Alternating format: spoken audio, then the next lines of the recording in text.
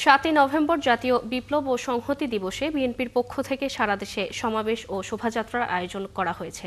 এর অংশ হিসেবে রাজধানী ঢাকায় নয়াপল্টন থেকে কারওয়ান বাজার পর্যন্ত শোভাযাত্রা চলছে। বিএনপি আয়োজিত শোভাযাত্রায় আছেন সহকর্মী মাহিলা ইসলাম। সবশেষ পরিস্থিতি জানতে যুক্ত হচ্ছি তার সাথে। মাহিলা, র্যালি এখন কোথায় অবস্থান করছে এবং কি বলছেন শোভাযাত্রায় অংশ নেওয়া নেতাকর্মীরা?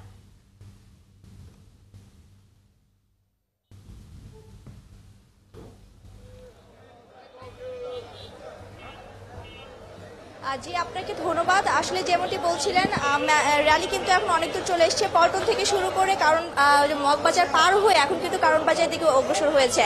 যদিও আমার সামনে মহিলা দলের মিছিলটি চলে গেছে, এখন হচ্ছে যেই মেল বা ইটি সেটি এখন যাচ্ছে, মেন যে র্যালিটি সেটি যাচ্ছে আসলে গেছে। সামনে মহিলা এটা গিয়েছে, মহিলা দলের র্যালিটি গিয়েছে। আসলে আজকের এই স্লোগান এবং আজকের এই র্যালিতে আসলে বোঝা যাচ্ছে যে বিএনপি যে ট্রেনে নির্বাচনী ট্রেনে যে যাত্রা করেছে সেই যাত্রাটি আসলে আজকের মধ্যে দিয়ে প্রকাশ হয়েছে। এবং আমি যদি একটু দেখাই যে তাদের স্লোগানের যে মূল বিষয়টি, সেই স্লোগানে আসলে বোঝা যাচ্ছে যে বিএনপি এই 13শ জাতীয় নির্বাচন আসলে কতটুকু এবং তাদের প্রত্যেকটা নেতাকর্মীকেই সামনের দিনগুলোতে আসলে স্বতঃস্ফূর্তভাবে দলের সাথে থাকার জন্যই কিন্তু আজকে যে এই র্যালিটি।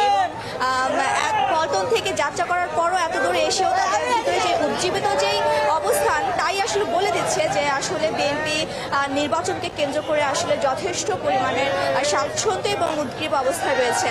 তো আসলে আমি যদি একটু দেখাই তাদের স্লোগান বা আমি যদি একটু কথা বলি কারোর সাথে, তাহলে হচ্ছে আমি বুঝতে পারবো যে তারা আসলে কতটুকু নির্বাচনকে কেন্দ্র করে আসলে কতটুকু তারা উজ্জীবিত হয়ে আছে। তো আসলে এখানে এখনো র্যালি শেষ হয়নি, পিছনে আরো অনেক র্যালি রয়েছে এবং এটি আসলে কারণ বাজারে যাওয়ার পরেই আসলে এটি শেষ হবে।